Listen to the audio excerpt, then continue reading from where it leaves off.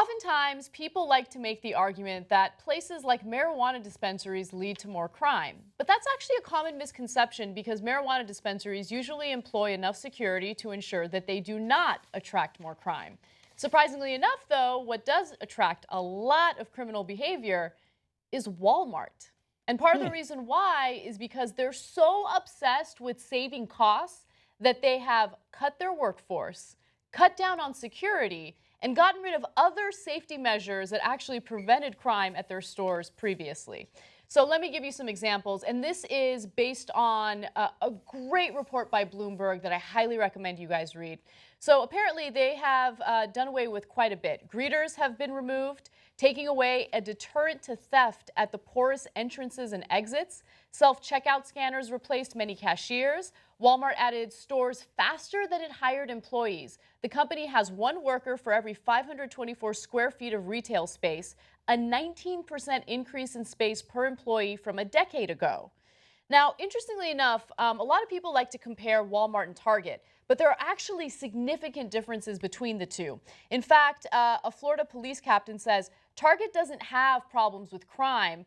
Part of it may be the lower prices at Walmart or where Walmart is located. But when I walk into Target, I see uniformed security or someone walking around up front.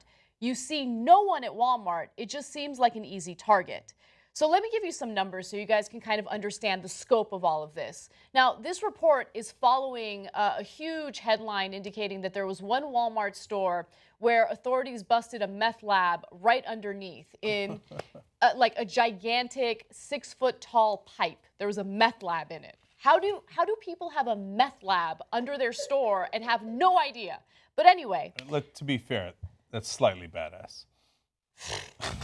Okay. All right. Police reports from dozens of stores suggest the number of petty crimes committed on Walmart properties nationwide this year will be in the hundreds of thousands.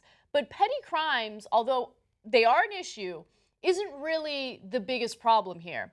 More than 200 violent crimes, including attempted kidnappings and multiple stabbings, shootings, and murders, have occurred at the nation's 4,500 Walmarts this year, or about one a day, according to an analysis of media reports. And by the way, that's according to an analysis of media reports. I'm sure many of these crimes have gone unreported, so it's an underestimate.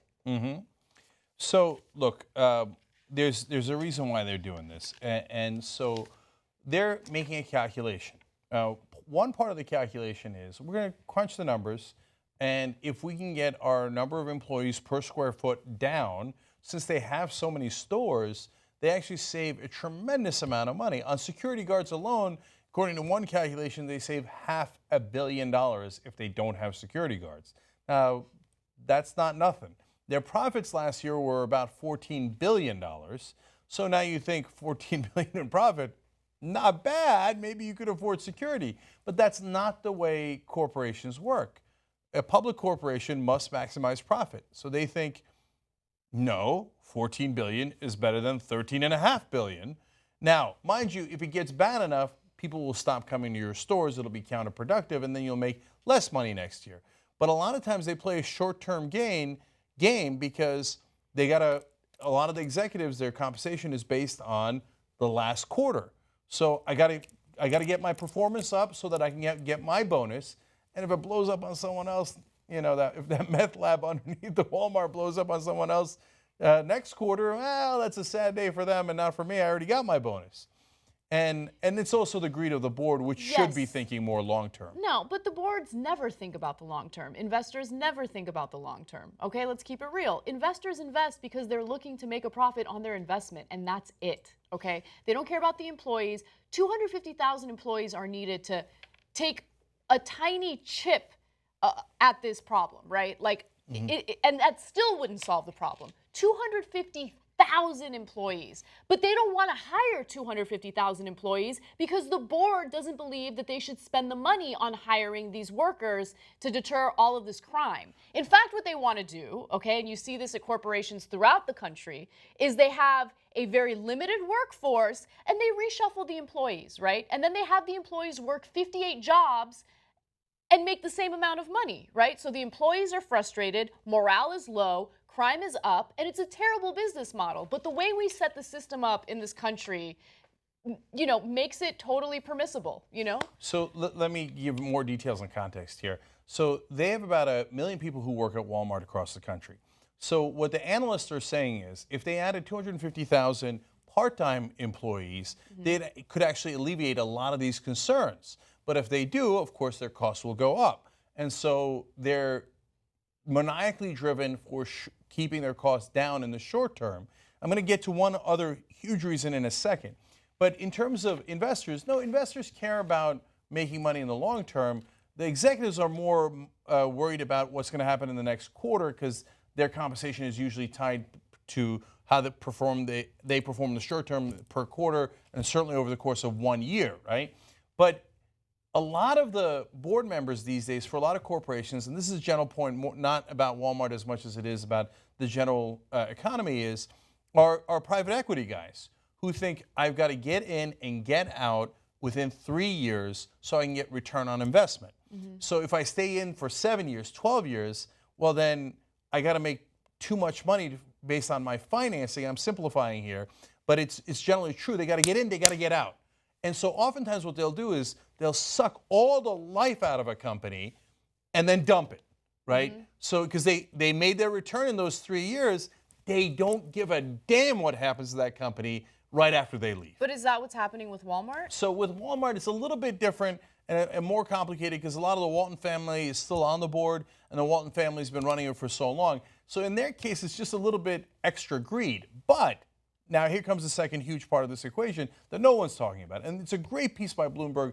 If you're watching on YouTube, we'll have the link below. You should read it. It's a long article we're trying to summarize for you. Yeah. Okay, so, now, but this is not in the article. What Walmart does, and the Walton family is perfectly aware of this, and the board is they move their cost onto taxpayers. They do this in every regard. So they go, oh, I don't pay my employees well enough? Well, then they got to go on food stamps? Great. You just subsidize my employees. I don't pay them enough or I have them work just the right amount of hours so I don't have to give them health insurance? Great. Now you've got to pick up the tab as taxpayers. They got to go get health insurance through the government. And in this case, it's actually the same story, although they didn't pick up on it here, which is if I don't hire security guards, the cops got to do my job for me. And that's why if you read the Bloomberg piece, it's the cops that are complaining. If you're a Republican conservative, you love cops, right? It's the cops in all these towns in Florida and Tulsa and all these different states and cities going, for God's sake, have my police departments at the Walmart and the taxpayers are picking up the bill. And Walmart thinks, exactly, I just got you to pay for some of my workforce, so that's why I got to make $14 billion instead of $13.5 billion. You paid the other $500 million, or maybe it cost you even more, but I don't care because I didn't pay for it. I socialized my costs. And that's the thing that frustrates me the most about Walmart specifically, right?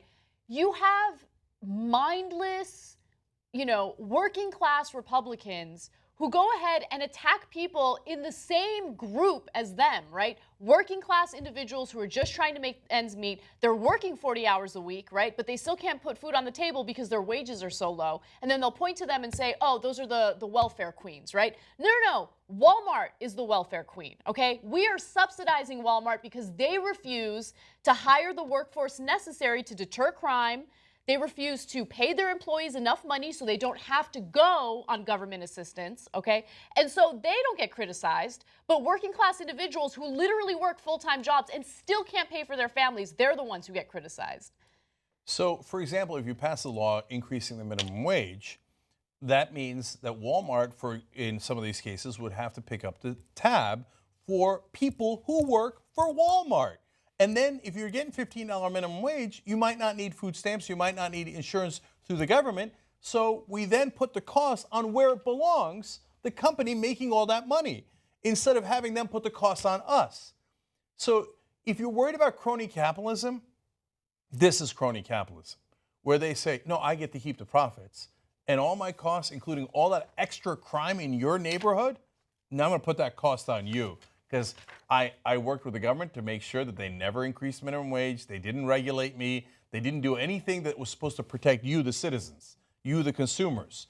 And I got to get away with all this because I bought off the politicians. That's crony capitalism. That's what Walmart does on an industrial scale. You know how the Young Turks beat CNN online? With you guys, with members helping us to do it. You know what the members said? Anybody can be beat. And then we said, once we'd done it. To all the non-believers. How did that? To all the non-believers. Especially you, Tom Jackson. You know what? You guys become a member, you could be part of that team too. And I know what you're thinking. Can't wait. So go right now, tytnetwork.com/join.